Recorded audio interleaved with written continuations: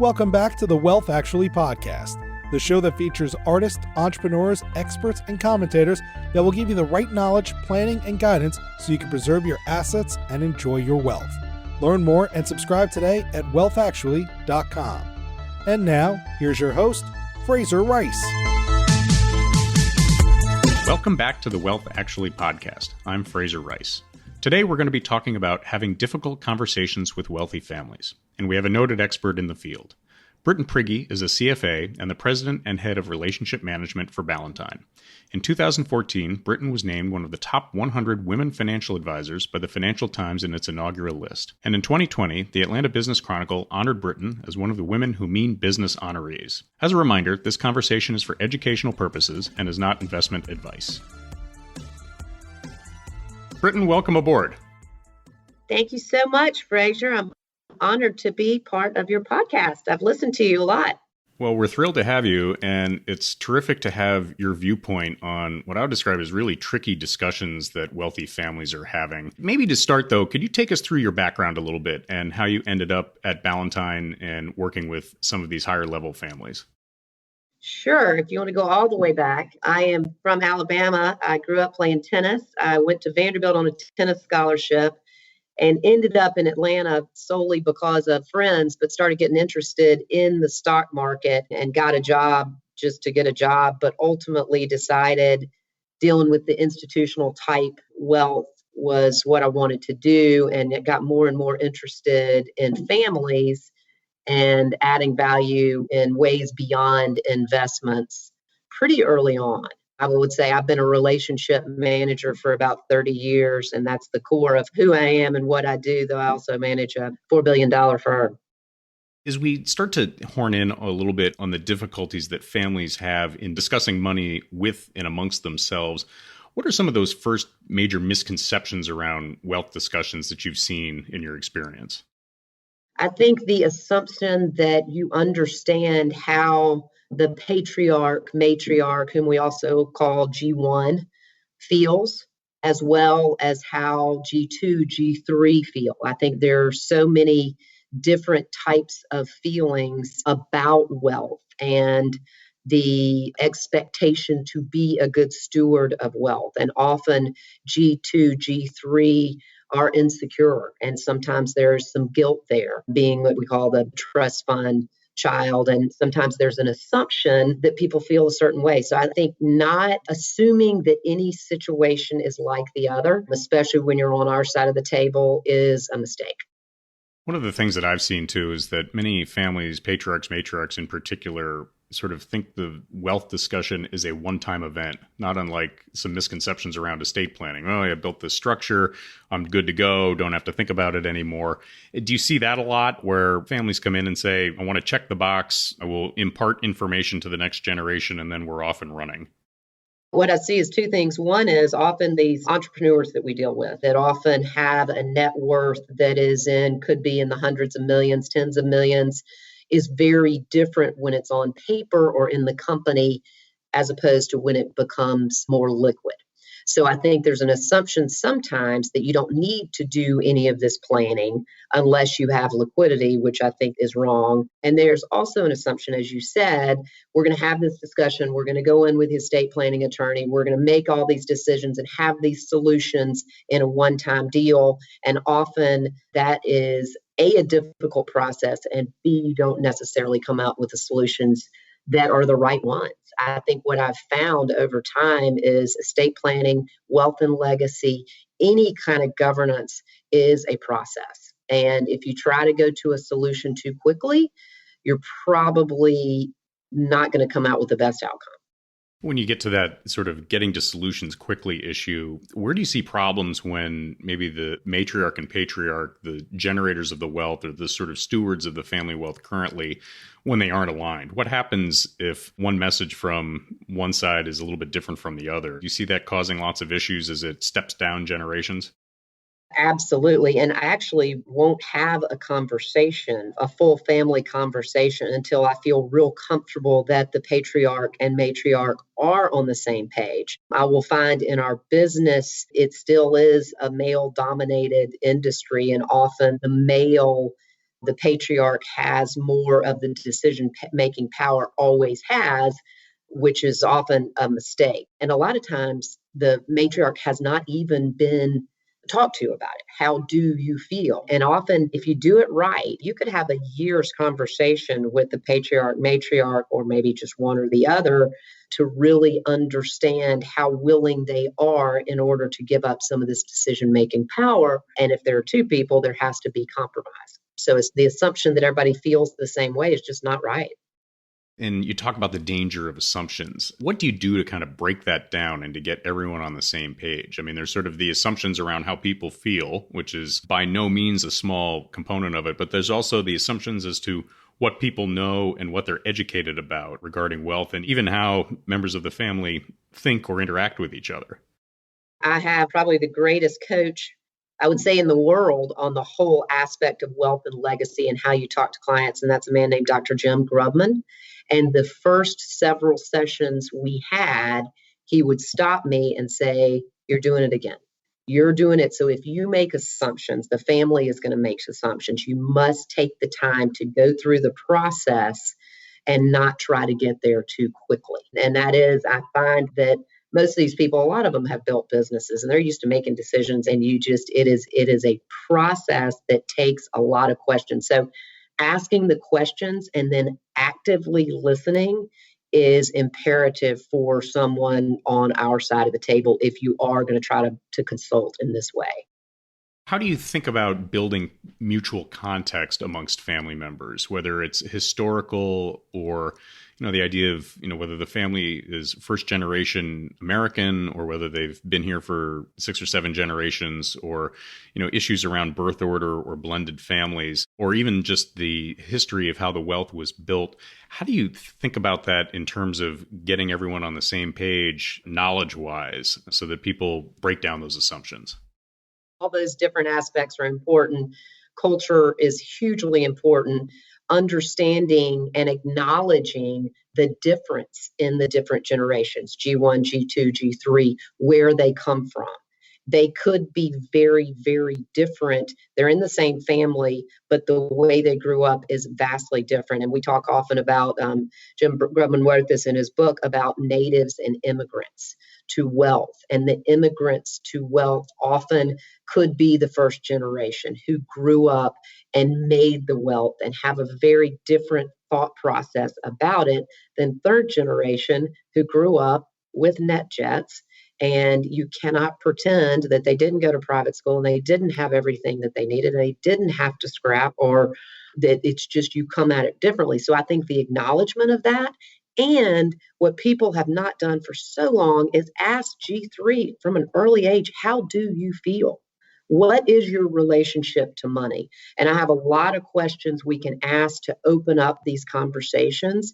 But I think parents, grandparents are astounded when they actually stop on their side to actively listen to G3 about how they might feel. It's across the board. You can't assume based on culture or where you come from or where you grow up. It's all based on the individual. So asking the questions, and I'll tell you another thing, having the right to have the conversation is huge. I think you have to earn the right.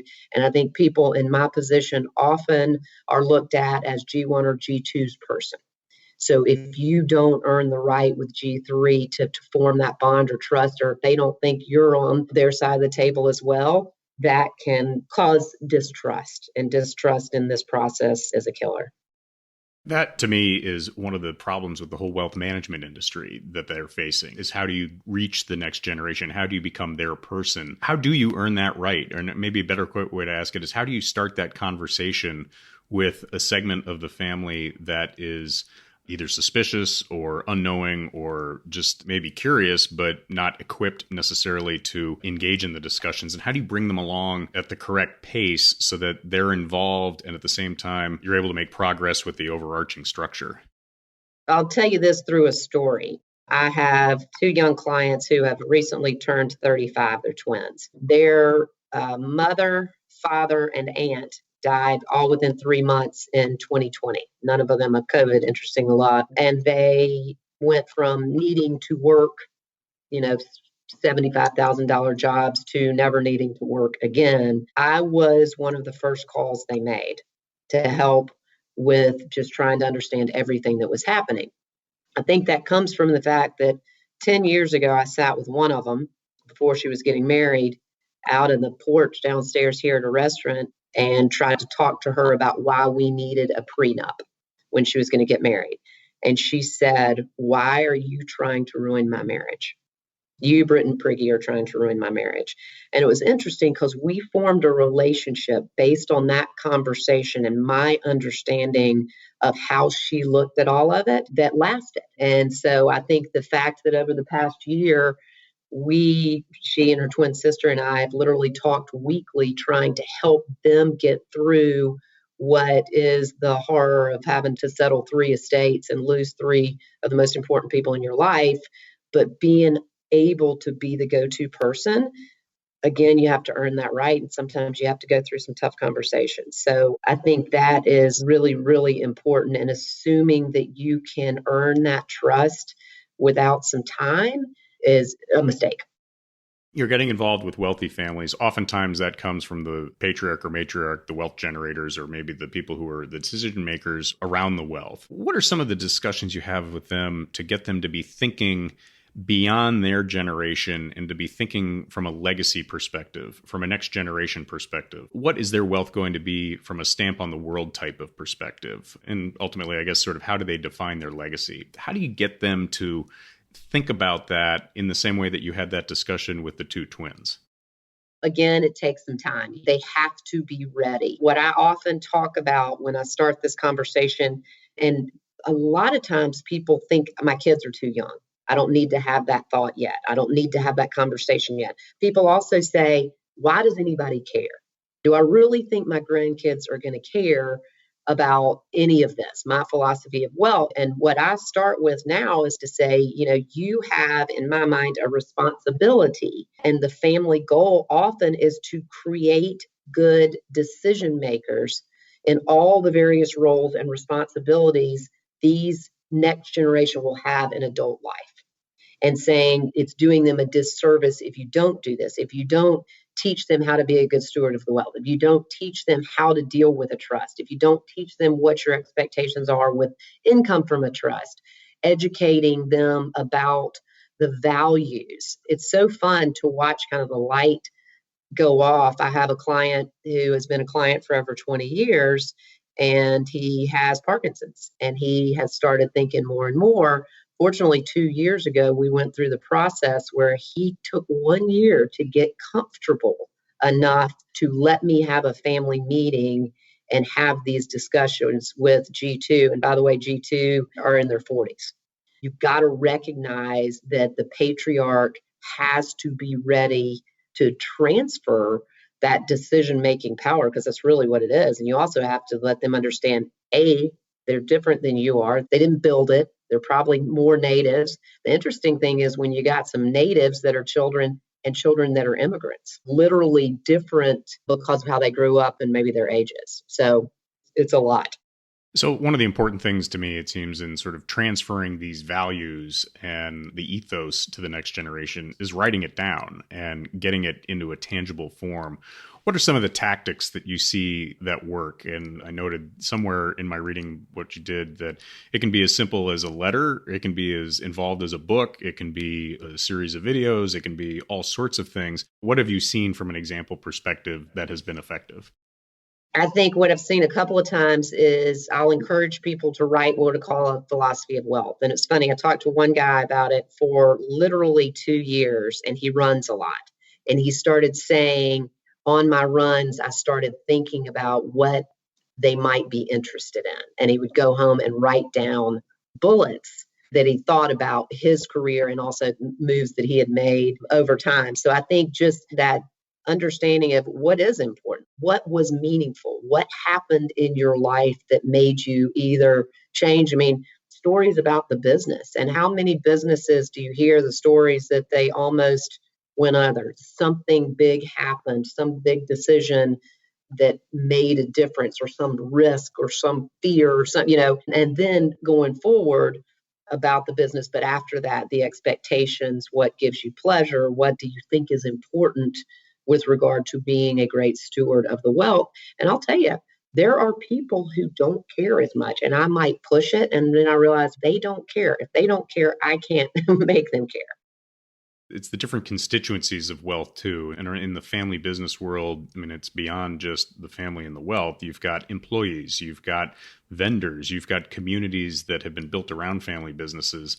And sometimes I've seen it with next generations. There's some passing understanding of that, but to write that down and to talk about why those components were important to the first generation and the wealth creation, sometimes that can be a real eye-opener. I've seen it multiple times in meetings where something that went beyond the piece of paper sort of brought in a deeper understanding of where people came from.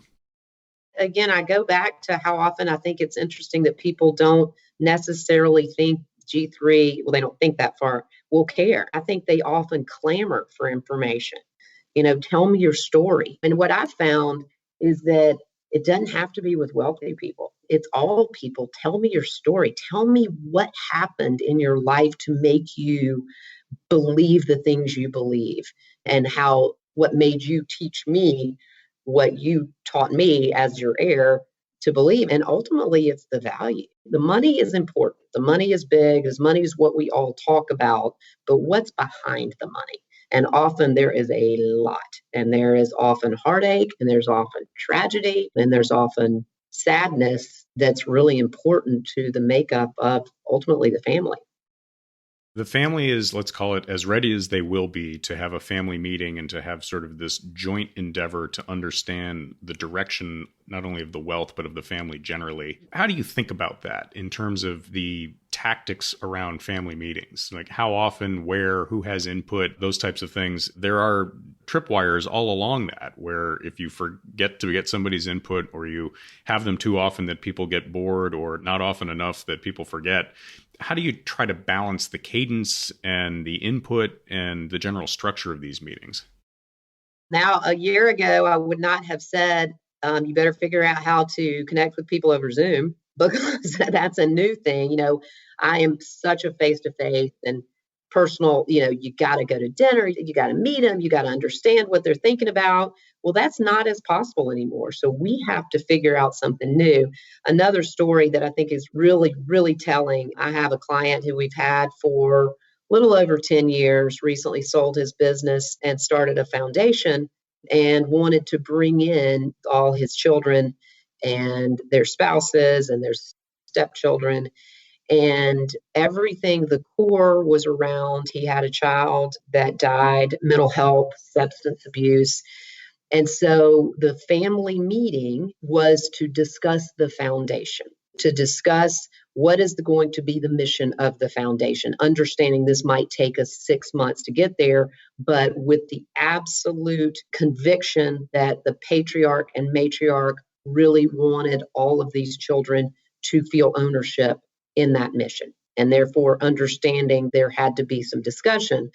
So for 2 months, we had discussions with the patriarch and matriarch, just like you were talking about, making sure they're on the same page, kind of getting 4 things around this mental health understanding. But what was so rewarding to me, and where I find it a privilege, is sitting on this Zoom call and facilitating the conversation, but then stepping back and having these G2 who are all in their 20s and related in a certain way, but not blood related, talk about taking that core of the mission and taking it even further. So each of them, there's 6 of them, had a say, had an understanding. All of them, fortunately, did have that core because of the tragedy that happened, but how they took that. One of them with women and single women and children, 2 with education, saying mental health starts, at these days at kindergarten, where the divide starts. I literally had to ask 3 questions and the conversation just flowed.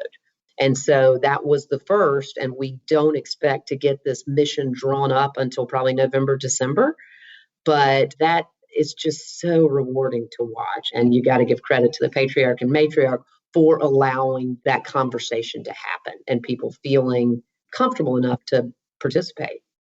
Well, and one of the cool things about that is that the whole family, it sounds like, has gotten to see how the rest of the family thinks and what's important to them. And that's some of that context that I think many situations are missing. And ultimately, without that shared context, that's where shirt sleeves to shirt sleeves really does happen. And people go their own way, and the liabilities increase a lot faster than the assets do. And ultimately, that's how things devolve. When people are able to communicate closely together and have that shared context, you have a better chance of extending things.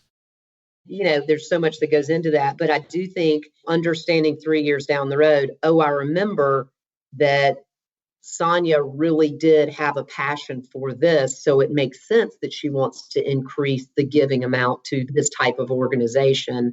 I remember that. I was there when we first heard that. I also think having those discussions while the patriarch or matriarch is alive, again, if they are willing to allow this type of discussion, because it's going to be different than it would be if it were just you, is really important. What I find is when people leave in their will, here's the expectations, or have people, 3 siblings who might like each other a lot, own the house in Nantucket when one just can't afford it, trying to put that on them is really, really difficult. When the context is positive, lots of great things can happen. What happens when the context is negative? There's baggage between the siblings, there's misunderstanding or distrust amongst the generations. Ultimately, there's conflict. Have you been in situations where that's the case, and how do you handle that? I will find it often is, people say third generation. A lot of times it is third generation, but it could be second generation. I mean, it's just when a lot of times people do things for estate planning purposes, put trusts together, put siblings together, and all of a sudden you realize 20 years later, they just don't have the same values. They don't think the same way. They don't want to invest the same way. They don't want to buy things the same way. They don't want to vacation in the same places. So often, and I'm dealing with a situation now where we had this fantastic process where all the 42 entities of the companies could invest together. And ultimately, it's fallen apart because of problems with the family business. And they are literally distributing everything, and the whole family is divided. It is really, really hard to watch. I'll say on our side, what we can do is facilitate the fairness, if you will, and have conversations. But sometimes it's better to say it's better if we're not all tied together. Maybe the family discord comes from being together. And if you do split things up, you can come back together as different entities with your own thoughts, ideas, family entities that aren't just combined because the grandfather decided it. I will say that does happen a lot, and it's devastating. What's other devastating is when money tears you apart, when certain siblings are part of the business and other siblings are not, and they say, you shouldn't be part of this, you shouldn't be getting the fruits of my labor. It happens a lot, and I think it happens a lot when there's not planning done early on, and just assuming here's what could go wrong, let's try to alleviate that. So one of the ways that I see that context can be challenged is when other people, outsiders, interlopers, whatever funny thing we can call it, marry into the family. And you have people who come from completely different backgrounds, no matter what happens, and they're joining this family. Let's call it a family enterprise, but it's certainly a structure. How do you help integrate those people in a way that's comfortable for the matriarch, patriarch family structure, and at the same time provides the safety and comfort for both sides as they enter into these types of situations? And I can see it ultimately, when you're around a family business, that can get complicated. Does the spouse participate or not participate? That integration is an issue. And how do you think around that? My view on that is, and this is really Brittain Prigge, is you got to be real clear with what is the decision maker going to allow.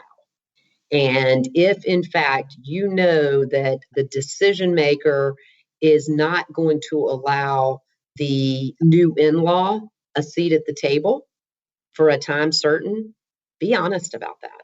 And if they will never allow it, be honest about that too. And I think that often provides conflict.